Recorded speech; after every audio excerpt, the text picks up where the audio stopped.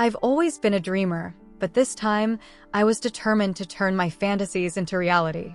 For years, I had been squirreling away every spare dollar, foregoing nights out with friends and saying no to impulse purchases. My singular focus? To give my family the vacation of a lifetime.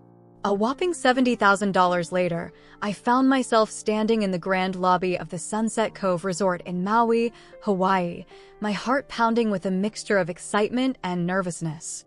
The moment we stepped through the ornate glass doors, the scent of plumeria and sea salt enveloped us. My younger sister, Sarah, let out an audible gasp, her eyes wide as saucers as she took in the gleaming marble floors and the enormous crystal chandelier that dominated the ceiling. Mom and Dad exchanged glances, a hint of worry in their eyes that I chose to ignore. My older brother, Mike, sauntered in behind us, his usual nonchalant expression barely masking his awe. "Welcome to Sunset Cove Resort," a cheerful voice greeted us. I turned to see a young woman with a warm smile, her name tag reading Leilani. "You must be the Thompson family. We've been expecting you." As Leilani walked us through the check-in process, I couldn't help but feel a surge of pride. This was my gift to my family, a testament to years of hard work and sacrifice. I had meticulously planned every detail, from the ocean view suite to the array of activities I had lined up for the next 2 weeks. "Your suite is on the top floor," Leilani informed us, handing over a set of keycards. "It's one of our most luxurious accommodations. I'm sure you'll find it to your liking." We made our way to the elevator, our luggage trailing behind us courtesy of a helpful bellhop named Kai. As we ascended, I watched the numbers tick by, each floor bringing us closer to what I hoped would be the beginning of an unforgettable experience. The suite, when we finally entered, was everything I had imagined and more. Floor-to-ceiling windows offered a breathtaking view of the Pacific Ocean, its azure waters stretching as far as the eye could see. The living area was spacious and elegantly furnished, with plush sofas and local artwork adorning the walls. A fully equipped kitchen gleamed with high-end appliances, though I doubted we'd be doing much cooking with all the gourmet restaurants I had planned for us to try. "This is, wow," Dad muttered, his usual eloquence deserting him as he took in our surroundings. Mom's eyes were suspiciously moist as she turned to me. "Honey, this is too much. You shouldn't have spent so much on us." I shrugged off her concern with a smile. "You guys deserve it. Besides, it's not just for you. It's for all of us to spend time together and make memories." As we explored the suite, oohing and awing over every luxurious detail, I felt a warmth spread through my chest. This was exactly what I had envisioned, my family, together and happy, marveling at the beauty around us. Yet, even in that moment of triumph, I couldn't shake off a niggling feeling of unease. Maybe it was the way Mike barely acknowledged the effort I had put into planning this trip, or how Sarah seemed more interested in the Wi-Fi password than the stunning view. Perhaps it was the worried glances Mom and Dad kept exchanging when they thought I wasn't looking. Whatever it was, I pushed it aside. We were here now, and I was determined to make every moment count. That evening, we decided to have dinner at the resort's beachfront restaurant. As we sat at our table, the sound of gentle waves providing a soothing backdrop, I couldn't help but feel a sense of accomplishment. The menu boasted an array of local specialties, and we each ordered something different, eager to sample the island's cuisine. "So, what's the plan for tomorrow?" Mike asked, his tone casual, but his eyes betraying a hint of interest. I jumped at the chance to share the itinerary I had so carefully crafted. "I've booked us on a sunrise snorkeling tour. We'll get to see sea turtles and maybe even some dolphins. Then in the afternoon, I thought we could relax by the pool or take a hike to the nearby waterfall. What do you guys think?" There was a moment of silence that stretched a beat too long. Sarah fidgeted with her napkin, avoiding eye contact. Mom and Dad exchanged another one of those looks that were starting to grate on my nerves. "That sounds busy," Mom finally said, her tone gentle but hesitant. "Are you sure we need to pack so much into one day? We are on vacation, after all." I felt a flicker of disappointment, but I pushed it down. "I just want to make sure we make the most of our time here. But we can always adjust the schedule if it feels like too much." The conversation moved on to other topics, but I couldn't shake the feeling that something was off. As we enjoyed our meal, the flavors of grilled mahi-mahi and tropical fruits exploding on my tongue, I found myself watching my family more closely than usual. Mike seemed distracted, his eyes often drifting to his phone despite Mom's gentle reminders to put it away. Sarah, usually bubbly and talkative, was uncharacteristically quiet, picking at her food more than eating it. And my parents, while clearly appreciative, had a tension about them that I couldn't quite place. As the evening wore on and we made our way back to the suite, fatigue from the long day of travel finally catching up with us, I tried to reassure myself. It was just the first day after all. We were all tired and a bit overwhelmed by the change of scenery. Tomorrow would be better. But as I lay in bed that night, listening to the distant sound of waves crashing on the shore, sleep eluded me. The excitement that had buoyed me for months leading up to this moment was now tinged with a growing sense of apprehension. I found myself replaying every interaction from the day, analyzing every word and gesture. Had I missed something? Was my family not as excited about this trip as I was? The thought sent a chill through me, despite the balmy Hawaiian night. No, I told myself firmly. I was overthinking things. This vacation was going to be perfect. I had invested too much, not just money, but time, energy, and dreams, for it to be anything less than amazing. Whatever doubts or tensions existed, I was sure they would dissipate once we really got into the swing of things. With that resolution, I finally drifted off to sleep, lulled by the rhythm of the ocean and the promise of adventures to come. Little did I know that this vacation, which I had envisioned as the ultimate expression of family love and togetherness, would soon become a crucible that would test the very foundations of our relationships. As the first rays of sunlight began to peek through the curtains, I stirred, my mind already racing with anticipation for the day ahead. The memory of last night's unease lingered, but I was determined to start fresh. Today would be the day that everything fell into place, the day my family would truly begin to appreciate the magic of this island paradise. I got up quietly, not wanting to wake the others just yet. Padding softly to the balcony, I slid open the glass door and stepped out into the warm, fragrant air. The view that greeted me took my breath away, the sun rising over the ocean, painting the sky in hues of pink and gold, the palm trees swaying gently in the breeze. I thought, this is what I wanted to share with my family. As I stood there, drinking in the beauty of the morning, I heard movement inside the suite. Turning, I saw Mom emerge from her room, her hair tousled from sleep, but her eyes bright. "Good morning, sweetheart," she said, joining me on the balcony. "It's beautiful, isn't it?" I nodded, feeling a surge of hope. "It really is. I'm so glad we're here, Mom. I can't wait for everyone to experience all the amazing things I've planned."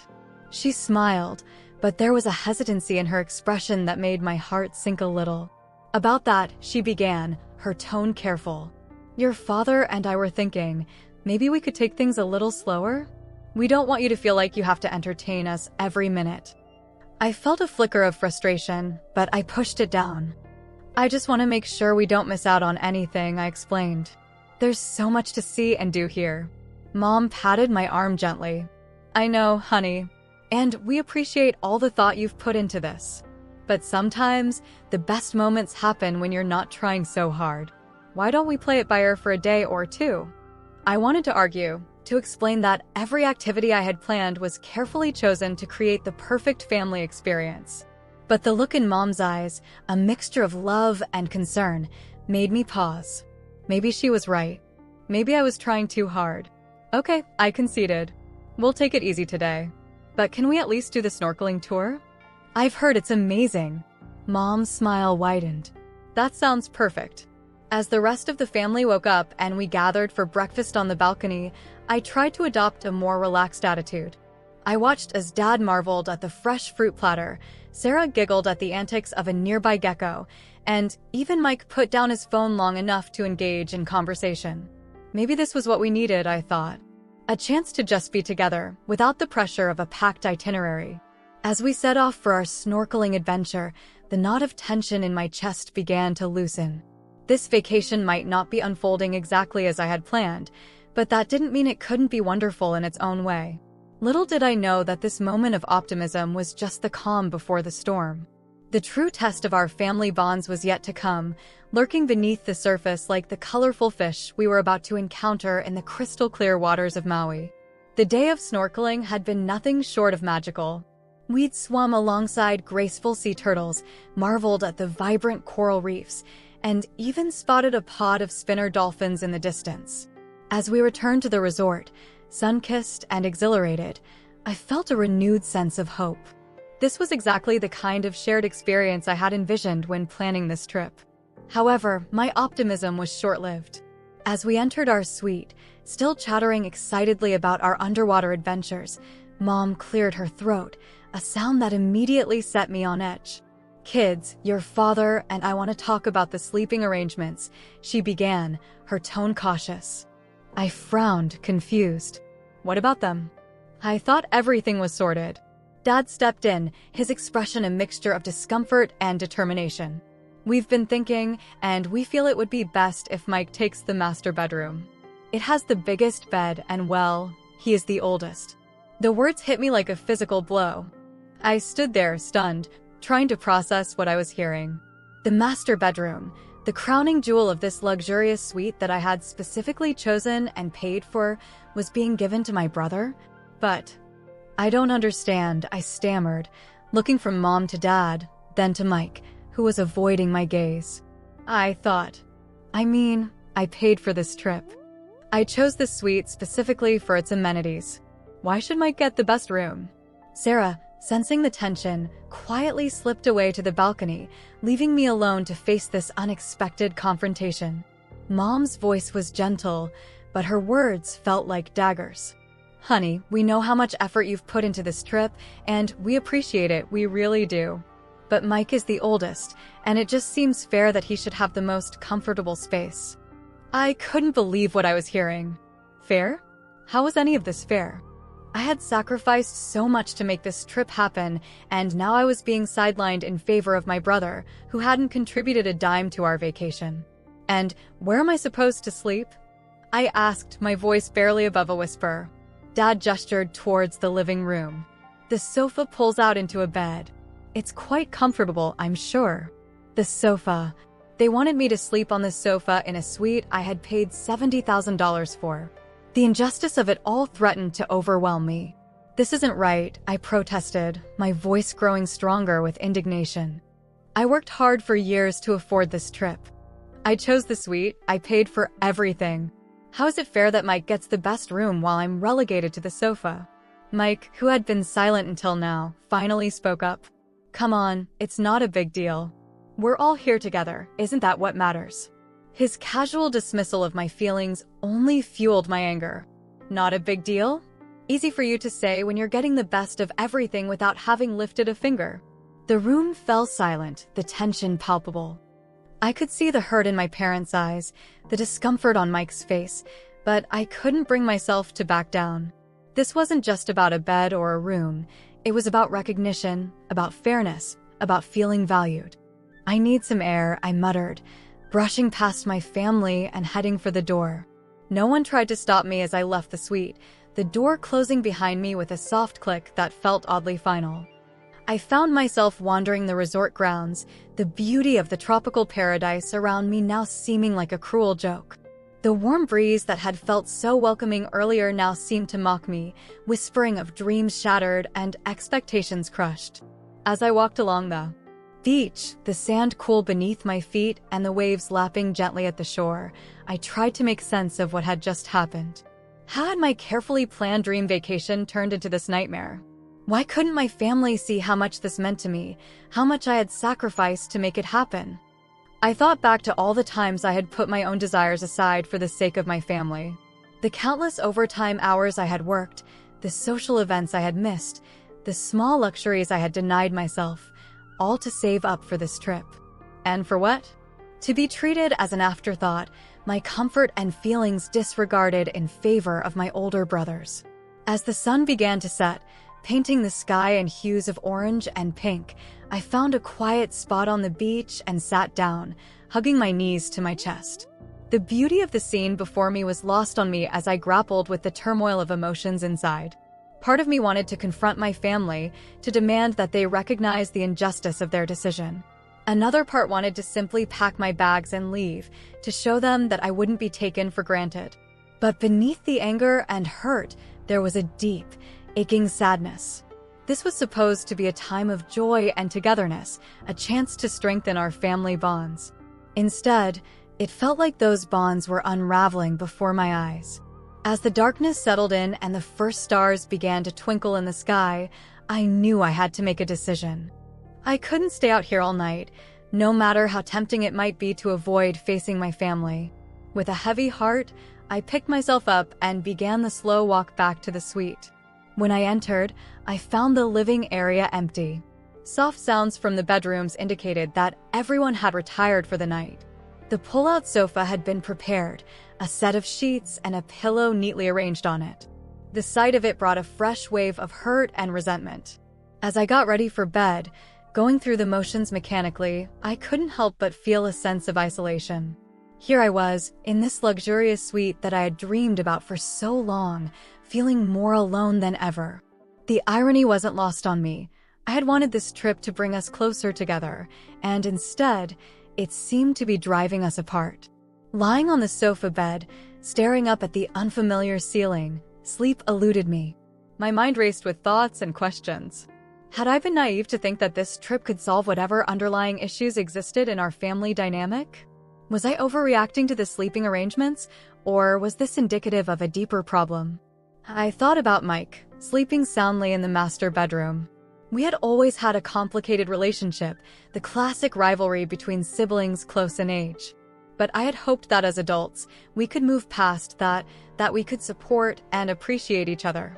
His casual acceptance of the preferential treatment stung more than I cared to admit. As for my parents, their decision baffled and hurt me. Had they always favored Mike and I had been too blind to see it? Or were they simply stuck in old patterns, unable to see that their attempts at fairness were anything but? The night stretched on, each hour marked by the soft glow of the digital clock on the entertainment center. I tossed and turned, the comfortable sofa feeling more like a bed of nails with each passing minute. The sound of the ocean, which had seemed so soothing earlier, now felt like a constant reminder of the distance between the dream I had envisioned and the reality I was facing. As the first light of dawn began to filter through the curtains, I made a decision. I couldn't continue like this, pretending that everything was fine when it clearly wasn't. We needed to talk, really talk, about what was happening. Not just about the sleeping arrangements, but about the underlying issues that had led to this situation. With this resolution, I finally drifted into a fitful sleep, my dreams filled with images of crashing waves and family portraits that kept blurring out of focus. When I woke a few hours later, I felt far from rested, but I was determined to face the day and my family head-on. As I heard movement in the other rooms, signaling that the others were waking up, I steeled myself for the conversation ahead. This vacation might not be going as planned, but maybe, just maybe, it could still be the catalyst for positive change that I had hoped it would be. With a deep breath, I got up from the sofa bed, ready to confront whatever the day might bring. Little did I know that the challenges we had faced so far were just the beginning.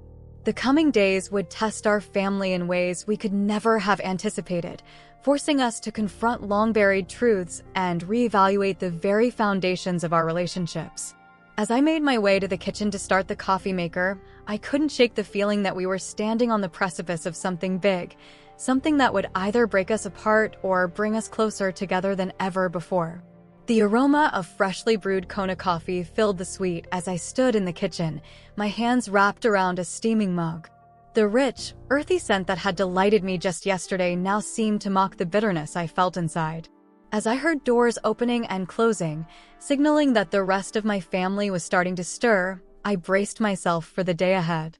Mom was the first to emerge, her hair tied back in a messy bun, her eyes still heavy with sleep. She hesitated when she saw me, uncertainty clouding her features. "Good morning, honey," she said softly, reaching for a mug. "Did you sleep okay?" I couldn't help the sarcasm that crept into my voice. "Oh, just great. The sofa was super comfortable. Thanks for asking." Mom flinched at my tone, and I immediately felt a pang of guilt. This wasn't her fault. Not entirely, anyway. But the hurt and resentment I'd been nursing all night made it hard to keep my emotions in check. Look, I began, trying to soften my voice. I think we need to talk about what happened yesterday. All of us. Before Mom could respond, Dad and Mike walked in, engaged in an animated discussion about the golf course they planned to visit later. They fell silent as they noticed the tension in the room. "Everything okay?" Dad asked, his eyes darting between Mom and me. I took a deep breath. "Actually, no. It's not okay. We need to talk about the sleeping arrangements and, well, everything else." Mike rolled his eyes. "Are you still hung up on that? Come on, it's not a big deal." His dismissive attitude made my blood boil. "Not a big deal to you, maybe? You're not the one sleeping on the sofa in a suite you paid for." "Kids, please," Mom interjected, her voice strained. "Let's not fight. We're on vacation, remember?" A vacation I planned and paid for, I couldn't help but add. The room fell into an uncomfortable silence. Sarah, who had been quietly observing from the doorway, finally spoke up. "Maybe we should all sit down and talk about this properly." Reluctantly, we made our way to the living area. As we settled onto the plush sofas, the very sofa I had spent an uncomfortable night on, I could feel the tension crackling in the air like static electricity. "Okay," Dad began, clearly trying to take charge of the situation. "Let's discuss this calmly. What exactly is the problem?" I took a deep breath, trying to organize my thoughts. "The problem is that I spent years saving for this trip. I chose this suite specifically for its amenities, including the master bedroom. And without even consulting me, you decided to give that room to Mike. It feels like my efforts and my feelings don't matter." Mike scoffed. "You're being dramatic. It's just a room. It's not just about the room." I snapped. "It's about feeling valued and appreciated. Do you have any idea how much work I put into planning this vacation? How many sacrifices I made?" "We appreciate everything you've done," Mom said softly. "We really do. We just thought." "You thought what?" I interrupted. "That Mike deserves special treatment because he's older? That my comfort doesn't matter as much as his?" The hurt in Mom's eyes made me regret my harsh words, but I couldn't stop now. All the frustrations and resentments that had been building up over the years came pouring out. "It's always been like this," I continued, my voice shaking. "Mike gets the best of everything, and I'm expected to just accept it. Well, I'm tired of it. I'm tired of feeling like a second-class member of this family." The silence that followed was deafening. Dad looked stunned, Mom was on the verge of tears, and even Mike seemed taken aback by the intensity of my outburst. Sarah, ever the peacemaker, tried to diffuse the tension. "Maybe we could take turns with the master bedroom? That way, everyone gets a chance to enjoy it." I appreciated her attempt at a compromise, but it felt like too little, too late. The damage had been done, and I wasn't sure if a simple room swap could fix the deeper issues that had been brought to light. As we sat there, the stunning ocean view outside our windows contrasting sharply with the emotional storm brewing inside, I realized that this vacation had become a crucible for our family.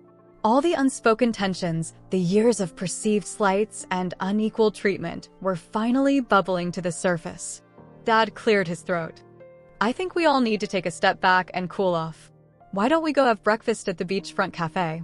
Maybe some food and fresh air will help us gain perspective." Part of me wanted to refuse, to stay in the room and hash this out until we reached a resolution. But another part, the part that was exhausted from the emotional roller coaster of the past 24 hours, welcomed the chance for a brief respite. As we made our way down to the cafe, the warm Hawaiian sun on our faces and the gentle ocean breeze in our hair, I couldn't help but feel a sense of sadness. This was supposed to be a time of joy and togetherness, a chance to create lasting memories as a family. Instead, it felt like we were drifting further apart with each passing moment. The cafe was bustling with other vacationers, their laughter and excited chatter a stark contrast to our somber mood.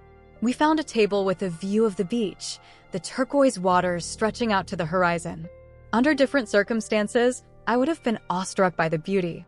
Now, it just served as a painful reminder of the gap between my expectations and reality.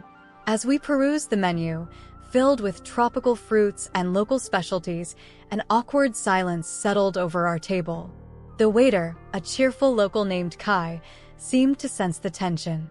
"Everything okay, folks?" he asked, his smile faltering slightly as he took in our gloomy expressions. "Just fine, thank you," Dad replied, a forced smile on his face. "We'll have the Hawaiian breakfast platter for the table, please." As Kai walked away, I couldn't help but feel a twinge of guilt. Here we were, in this beautiful place, surrounded by friendly people, and we couldn't even enjoy it because of our internal struggles. The food arrived, a colorful array of fresh pineapple, papaya, and mango, alongside traditional loco moco and crispy Portuguese sausage. Under normal circumstances, I would have been excited to try these local delicacies. Now, I just picked at my food, my appetite diminished by the knot of anxiety in my stomach. As we ate in silence, I noticed other families around us, laughing, talking, enjoying each other's company. I felt a pang of envy. Would we ever be able to recapture that easy camaraderie, or had this trip irreparably damaged our relationships?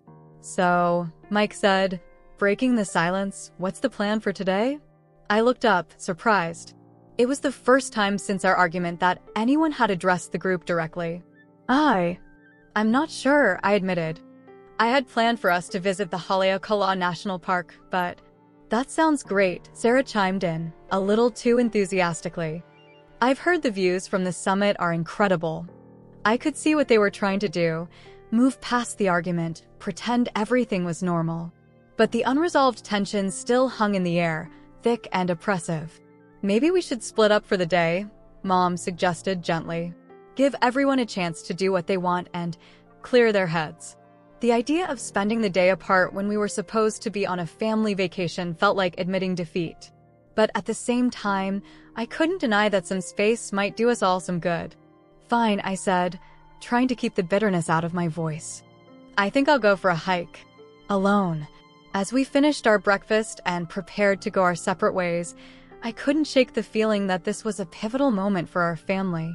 The way we handled this conflict could either bring us closer together or drive us further apart. Walking back to the suite to grab my hiking gear, I found myself wondering if this vacation had been a mistake. Had I been naive to think that a luxurious trip could solve our underlying issues? Or was this conflict, painful as it was, necessary for us to finally confront the problems we'd been ignoring for years? As I laced up my hiking boots and filled my water bottle, I tried to push aside the negative thoughts. Maybe a day in nature, surrounded by the raw beauty of the Hawaiian landscape, would help me gain some perspective. Maybe I'd return with a clearer head and a more open heart, ready to bridge the gaps that had opened up between us. But as I left the suite, casting one last glance at the master bedroom door, closed, with Mike presumably still inside, I couldn't shake the feeling that our family vacation had become something far more complicated than I had ever anticipated. The journey ahead, both literally on my hike and figuratively in our family dynamics, seemed daunting and uncertain. Little did I know that the challenges we had faced so far were just the beginning. The coming days would test our family in ways we could never have imagined, forcing us to confront long-buried truths and reevaluate the very foundations of our relationships. As I stepped out into the warm Hawaiian morning, ready to tackle the rugged trails of Haleakala, I had no idea that the real journey, the one that would truly define our family, was only just beginning. The sun was setting over the Pacific, painting the sky in vibrant hues of orange and pink as I made my way back to the resort. My solo hike through Haleakala National Park had been breathtaking, the raw beauty of the volcanic landscape providing a much-needed distraction from the family drama. But as the familiar outline of the Sunset Cove Resort came into view, the knot in my stomach tightened once again. I hadn't spoken to my family all day, and I wasn't sure what to expect when I returned. Part of me hoped that the time apart had given everyone a chance to cool down and gain perspective. Another part dreaded the thought of facing them again, afraid that nothing had changed. As I entered the lobby, I was surprised to see a crowd gathering near the grand staircase. Curious, I made my way closer, noticing my family among the other guests. They spotted me at the same time, and I saw a flicker of relief cross Mom's face. There you are, she said as I approached. We were worried when we couldn't reach you. I felt a twinge of guilt for turning off my phone during the hike. Sorry, I needed some time to think. What's going on here? Before anyone could answer, a hush fell over the crowd as a man in an impeccable suit stepped onto a small raised platform. I recognized him as Mr. Kahale, the resort manager we had met briefly during check-in. Good evening, everyone, Mr. Kahale began, his voice warm but carrying an undercurrent of seriousness that immediately caught my attention. I hope you're all enjoying your stay at Sunset Cove. I've called this gathering because I have an important announcement to make. The crowd murmured in curiosity. I glanced at my family, seeing my own confusion mirrored in their faces. Mr. Kahale continued, for years, Sunset Cove has prided itself on providing unforgettable vacations for families from all over the world. But recently, we've come to realize that sometimes, the most valuable service we can offer goes beyond luxurious amenities and breathtaking views. He paused, his gaze sweeping across the assembled guests. We've seen too many instances where families arrive here, hoping to reconnect and create lasting memories, only to find that the pressures and conflicts of everyday life follow them even to paradise.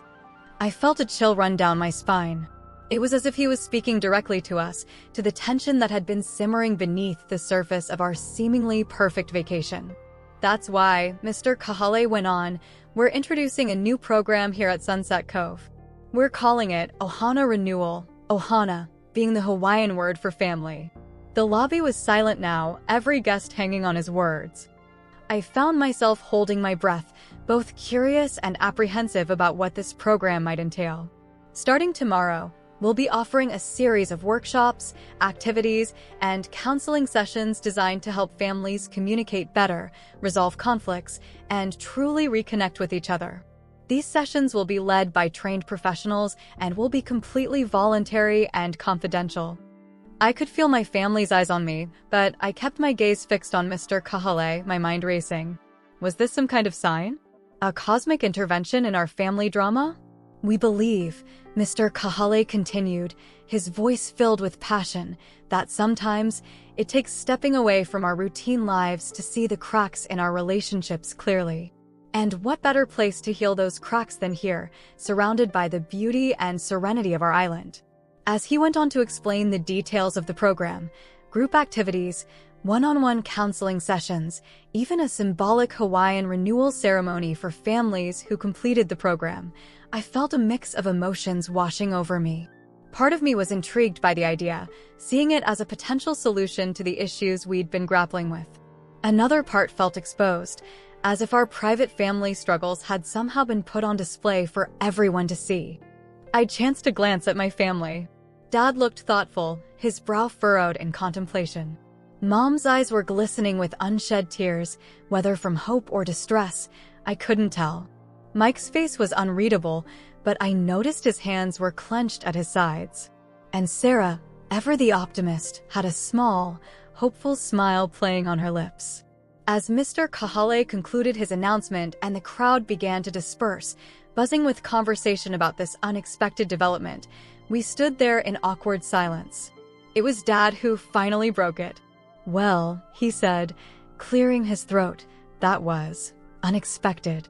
Mom nodded, wiping discreetly at her eyes. It certainly was. What do you all think? I opened my mouth to respond, but found I didn't know what to say. The idea of participating in this program both appealed to and terrified me. On one hand, it seemed like exactly what we needed, a chance to address our issues head-on with professional guidance. On the other hand, the thought of airing our family's dirty laundry, even in a confidential setting, made me deeply uncomfortable. I think we should do it, Sarah said suddenly, her voice quiet but firm. We came here to spend time together as a family, right? Maybe this is the universe giving us a nudge in the right direction. Mike scoffed. The universe? Come on, Sarah. It's just a marketing gimmick to make the resort seem more meaningful or whatever. I don't know, Dad mused. It could be helpful. We've certainly had our challenges this trip. I winced at the understatement. Challenges didn't begin to cover the emotional roller coaster we'd been on since arriving. What do you think? Mom asked, turning to me. This was your trip, after all. I felt the weight of their gazes on me, the pressure of making a decision that could potentially alter the course of our family dynamics. Part of me wanted to dismiss the idea outright, to insist that we could work through our issues on our own. But another part, the part that had been aching for resolution, for understanding, saw this as an opportunity we couldn't afford to pass up. I think, I said slowly, choosing my words carefully, that we should consider it. We came here to reconnect as a family, and clearly, we have some work to do in that department. Maybe having some guidance wouldn't be such a bad thing. The relief on Mom and Dad's faces was palpable. Even Mike looked less skeptical than before. Okay, Dad said, nodding decisively. Let's sleep on it and make a decision in the morning. For now, how about we all get some dinner? I don't know about you, but I'm starving. As we made our way to the resort's main restaurant, I couldn't help but feel a glimmer of hope. Maybe this unexpected turn of events was exactly what we needed to break through the walls that had built up between us. The restaurant was buzzing with activity, other families animatedly discussing the manager's announcement. As we were led to our table, I overheard snippets of conversation, some skeptical, some excited, all intrigued by this novel approach to family vacations. We settled into our seats, the tension from earlier in the day still present, but somehow muted, overshadowed by this new development. As we perused the menus, I found myself stealing glances at my family members, trying to gauge their thoughts on the Ohana Renewal program. So, I ventured, as our waiter left with our drink orders, what does everyone really think about this program? There was a moment of silence as everyone seemed to gather their thoughts. It was Mike who spoke first, surprising me with his sincerity. Look, he said, running a hand through his hair, I know I've been difficult. And maybe I haven't fully appreciated everything you've done to make this trip happen. He paused, meeting my eyes. If you think this program could help us sort things out, I'm willing to give it a shot. I felt a lump form in my throat at his unexpected olive branch. Thanks, Mike. That means a lot. Mom reached out, placing her hand over mine. I think we could all benefit from some guidance. This vacation hasn't gone quite as we'd hoped, but maybe that's because we needed to address some deeper issues. Dad nodded in agreement. Sometimes it takes an outside perspective to see things clearly. And if this can help us become a stronger family, I'm all for it. As our food arrived and we began to eat, the conversation flowed more easily than it had in days. We shared stories from our separate adventures that day, my hike through Haleakala, Sarah's surfing lesson, Mom and Dad's exploration of a nearby town, and even Mike's lazy day by the pool. It wasn't perfect, and there were still moments of awkwardness, but it felt like a start. As we finished our meal and made our way back to our suite, I felt a mix of anxiety and anticipation about what the next day might bring. The Ohana Renewal program was a wild card, an unexpected twist in our family vacation.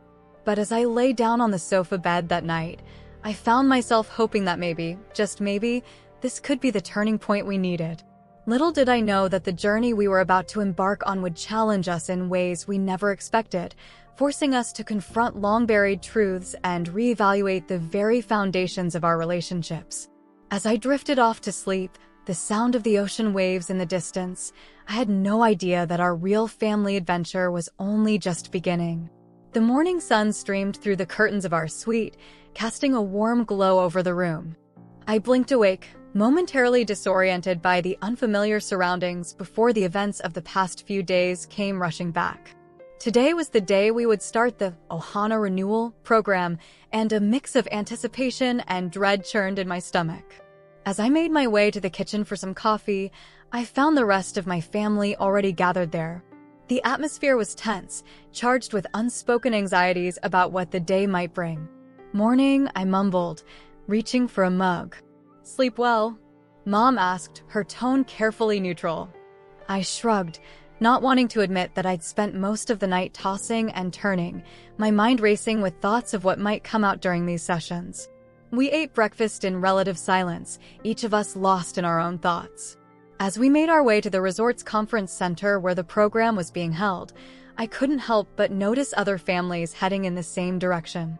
Some looked excited, others apprehensive. I wondered if they were grappling with issues similar to ours. The conference room was set up with comfortable chairs arranged in a circle. A woman with kind eyes and a warm smile greeted us at the door. "Welcome to Ohana Renewal. I'm Dr. Kalani, and I'll be facilitating your sessions this week. Please, make yourselves comfortable." We took our seats, and I found myself sandwiched between Sarah and Mike. Mom and Dad sat across from us, their hands clasped tightly together. Once everyone was settled, Dr. Kalani began. The goal of this program is to help families reconnect, to uncover and address issues that may be causing tension or distance. We'll start with some simple exercises to open up lines of communication. She handed out sheets of paper and pens. "I want each of you to write down one thing you appreciate about each family member and one thing you wish was different. Don't show anyone what you've written yet." I stared at the blank paper, my mind suddenly blank. It was easy enough to think of things I appreciated about my family, but putting into words the things I wished were different felt dangerous, like opening Pandora's box. After a few minutes, Dr. Kalani asked us to share what we'd written. Mom went first, her voice shaky as she read out her appreciations. When she got to me, tears welled up in her eyes. "I appreciate your generosity, your willingness to work so hard to give us this vacation. But I wish you didn't feel like you had to prove yourself to us all the time." Her words hit me like a punch to the gut. Was that how they saw me? Someone desperately trying to prove their worth? Dad went next, his usual confidence noticeably absent. "Mike, I appreciate your independence, but I wish you showed more consideration for others' feelings." Mike tensed beside me, his jaw clenching. I braced myself for an outburst, but to my surprise, he remained silent. When it was my turn, I took a deep breath. "I appreciate how much you all mean to me, how much I want us to be close. But I wish I felt like an equal member of this family, not someone who always has to fight for recognition." The room fell silent after my admission. I could see the hurt in my parents' eyes, the guilt on Mike's face. Sarah reached out and squeezed my hand, a gesture of solidarity that nearly broke me. Dr. Kalani let the silence stretch for a moment before speaking. "Thank you all for your honesty. It's not easy to voice these feelings, but it's an important first step." Now, let's dig a little deeper into where these perceptions come from. What followed was an intense, often painful, excavation of our family history. Years of unspoken resentments, misunderstandings, and hurt feelings came pouring out. I learned that my parents' favoritism towards Mike, real or perceived, stemmed from their own insecurities and fears. "We always worried about Mike," Dad admitted. "He struggled in school, had trouble making friends. We thought he needed extra support. We never realized how that might affect you."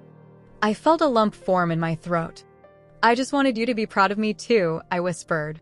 Mike, to my surprise, was the one who responded. "I was always jealous of you," he said, not meeting my eyes. "You seem to have it all together. Good grades, lots of friends." I felt like I could never measure up. The realization that we had both been struggling with feelings of inadequacy, each believing the other had it better, was a shock to the system. How had we let these misconceptions fester for so long? As the session progressed, more truths came to light.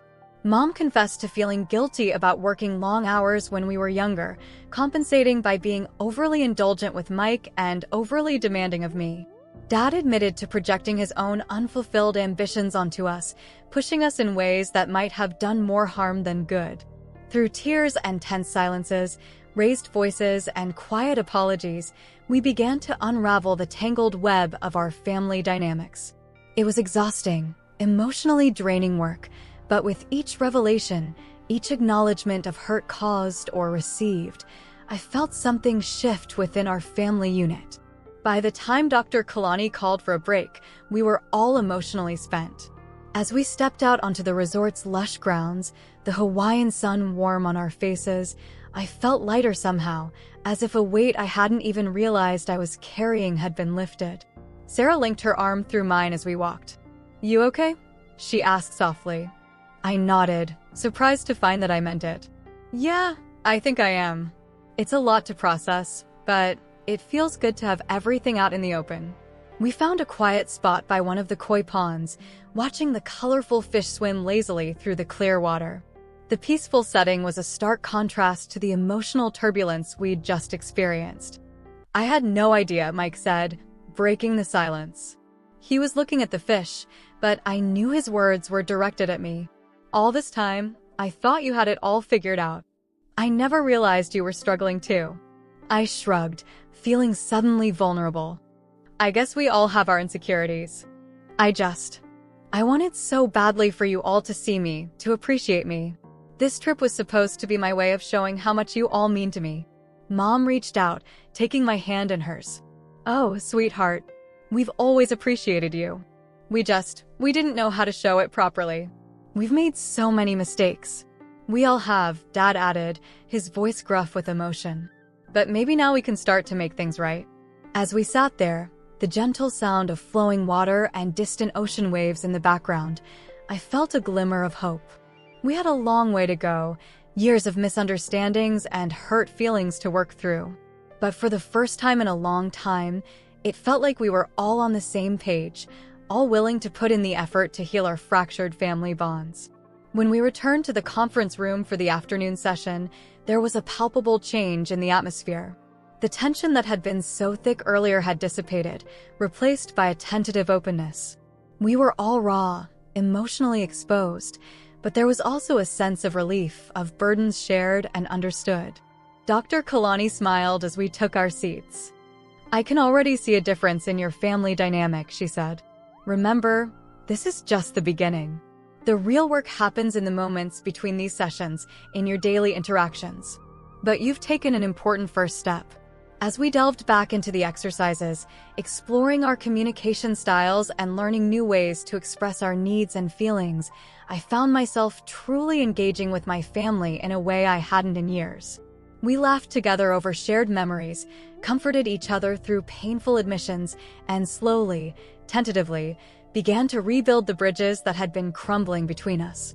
By the end of the day, we were exhausted but oddly energized. As we walked back to our suite, the setting sun painting the sky in brilliant hues of orange and pink, I felt a renewed sense of connection to these people who had always been the most important in my life. This vacation hadn't turned out anything like I'd planned. The luxury suite, the carefully scheduled activities, the picture-perfect family moments I'd envisioned, none of that seemed to matter anymore. Instead, we'd embarked on a different kind of journey, one that was challenging and often painful, but ultimately more rewarding than I could have ever imagined. As we settled in for the evening, ordering room service instead of venturing out to one of the resort's restaurants, there was a new ease to our interactions. The walls that had been built up over years of misunderstandings were starting to crumble, and in their place, a new foundation of honesty and understanding was beginning to form. I knew we still had a long way to go. One day of therapy, no matter how intense, couldn't erase years of ingrained patterns and hurt feelings.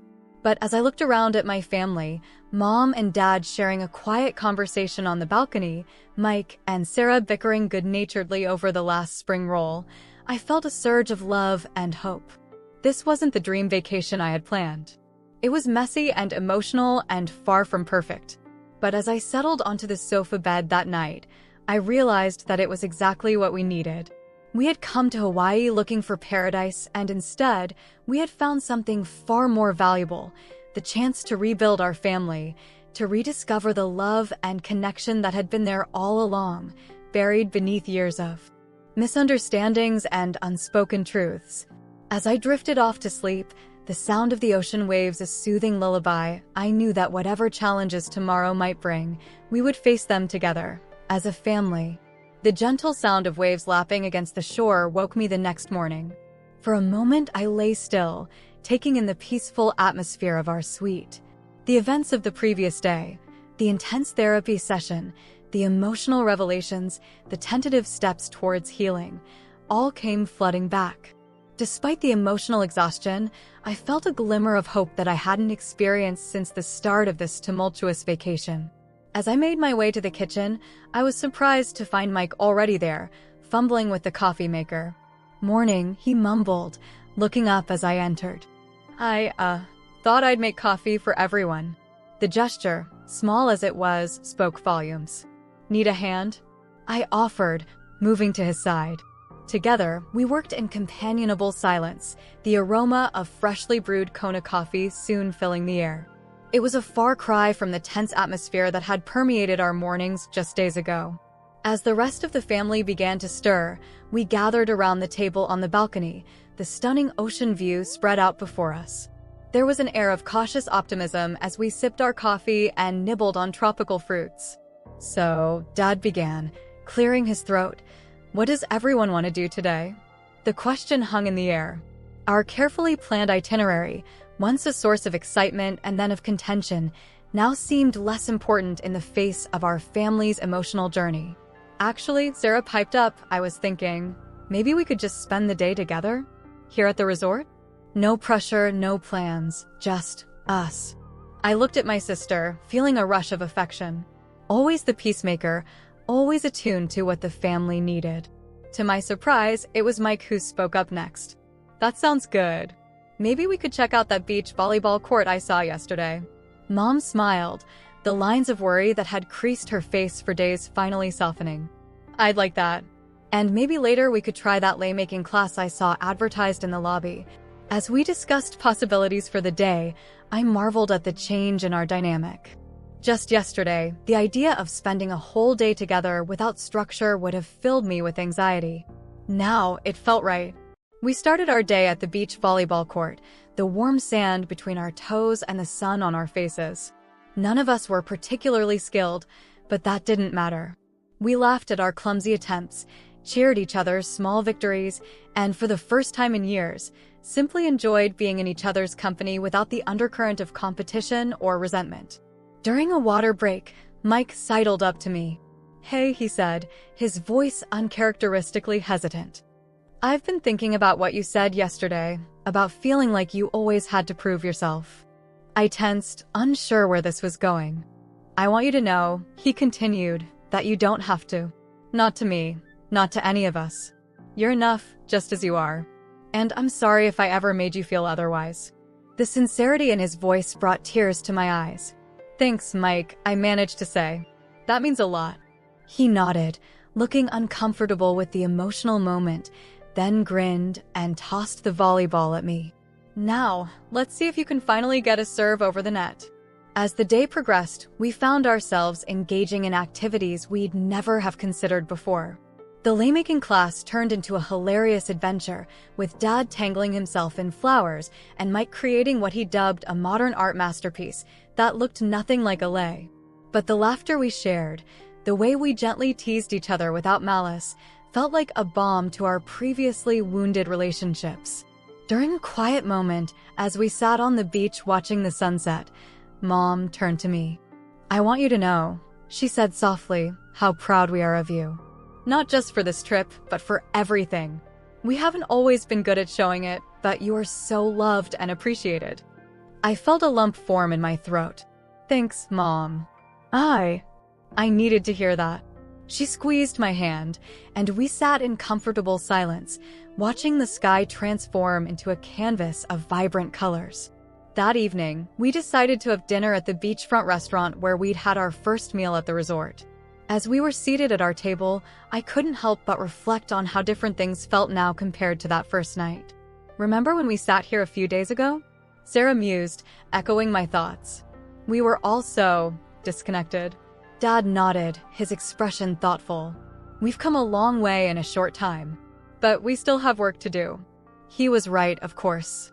The Ohana Renewal Program had opened our eyes and given us tools, but it was up to us to continue the work of healing and strengthening our family bonds. As we enjoyed our meal, the conversation flowed easily, touching on topics we'd previously avoided. We talked about our hopes and fears, our dreams for the future. We acknowledged past hurts and made tentative plans for how to support each other better going forward. "You know," Mike said, as we were finishing our dessert, "I've been thinking about the sleeping arrangements." I tensed slightly, remembering the conflict that had sparked our family drama. "I think we should rotate," he continued. "It's not fair for anyone to be stuck on the sofa bed the whole time. We could take turns, maybe switch every couple of days." The suggestion, so simple yet so meaningful, brought a smile to my face.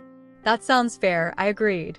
As we made our way back to the suite that night, I felt a sense of peace I hadn't experienced in years. This vacation hadn't gone according to plan. It had been messy, emotional, and at times painful. But it had also been transformative in ways I could never have anticipated. The next few days passed in a blur of shared experiences and deepening connections. We tried new activities together, from surfing lessons, where we all spent more time falling off our boards than standing on them, to a traditional Hawaiian luau, where Dad's attempt at hula dancing became a moment of hilarious family lore. But more importantly, we talked. Really talked. We had difficult conversations about the past, about the ways we'd hurt each other without realizing it. We shared our insecurities and our dreams. We learned to listen to each other, to validate each other's feelings even when we didn't agree. It wasn't always easy. Old habits die hard, and there were moments when we fell back into familiar patterns of behavior.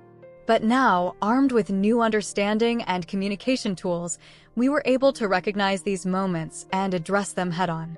On our last night at the resort, we gathered on the beach for a special ceremony, a surprise I had arranged with the help of the Ohana Renewal staff. As the sun began to set, painting the sky in brilliant hues of orange and pink, we stood in a circle, our feet in the warm sand. Kumu Ailani, a local Hawaiian cultural practitioner, led us through a traditional Ho'oponopono ceremony, a practice of reconciliation and forgiveness. We each took turns, looking into each other's eyes and saying the 4 powerful phrases: "I'm sorry. Please forgive me. Thank you. I love you." As I spoke these words to each member of my family, feeling the weight of their meaning, I was overcome with emotion. Tears flowed freely as we acknowledged the hurts of the past and committed to a future of understanding and love. After the ceremony, we sat together on the beach, watching as the stars began to appear in the darkening sky. The sound of the waves and the distant strains of Hawaiian music created a peaceful backdrop to our quiet conversation. "You know," Dad said, breaking a comfortable silence, "when you first told us about this trip, I thought it was extravagant. Unnecessary, even." I felt a twinge of the old hurt, but before I could respond, he continued, "But now I see that it was exactly what we needed. Not because of the fancy resort or the activities, but because it gave us the opportunity to really see each other again. To remember what it means to be a family." Mom nodded, wiping a tear from her cheek. "We've all made mistakes, all hurt each other in ways we didn't even realize. But this week has reminded me of how lucky we are to have each other, how strong we can be when we're united." Mike, in a rare display of vulnerability, added, "I know I haven't always been the easiest person to deal with. But I want you all to know that I'm committed to doing better, to being a better brother and son." Sarah, ever the optimist, beamed at all of us. "We're not perfect, but we're perfect for each other. We're Ohana, family, and that's what matters most." As for me, I looked at my family, really looked at them, and felt a surge of love so strong it almost took my breath away. This vacation hadn't been what I'd envisioned when I'd spent years saving and planning. It had been messy and difficult and emotionally exhausting. But it had also been real, raw, and ultimately transformative. "Thank you," I said softly, "for taking this journey with me, for being willing to do the hard work of healing. I love you all so much." As we hugged each other, the sound of the ocean a soothing backdrop to our emotional moment, I realized that we had found something far more valuable than a perfect vacation. We had rediscovered each other, rebuilt our bonds, and reignited the love that had always been the foundation of our family. Tomorrow, we would return to our everyday lives, leaving behind the paradise of Hawaii. But we would be taking with us something far more precious than souvenirs or sun-kissed memories. We would be taking home a renewed sense of family, a commitment to understanding and supporting each other, and the tools to navigate the challenges that lay ahead. As we walked back to our suite, hand in hand, I knew that while our vacation was ending, our journey as a family was just beginning. And for the first time in a long time, I was excited to see where that journey would take us.